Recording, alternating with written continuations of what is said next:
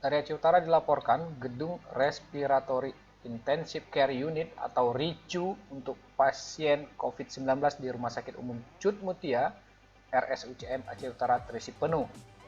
Saat ini, gedung dengan 6 ruangan itu berisi penuh pasien COVID-19 dari berbagai kabupaten kota di Aceh. Sedangkan untuk gedung isolasi diisi oleh 11 pasien COVID-19. Kepala Tata Usaha dan Hubungan Masyarakat RSUCM Aceh Utara, Jalaluddin, kepada tim Bakata On TV menyebutkan untuk pasien COVID-19 di ruang isolasi hanya tersisa 5 kamar tidur saja, sedangkan untuk gedung RICU seluruhnya penuh. Jalal menyebutkan opsi terakhir yang akan digunakan oleh manajemen rumah sakit yaitu merujuk pasien baru ke Rumah Sakit Umum Zainal Abidin di Banda Aceh. Dia menyebutkan peningkatan jumlah pasien COVID-19 di Aceh Utara akhir-akhir ini akibat tidak disiplinnya masyarakat terhadap protokol kesehatan.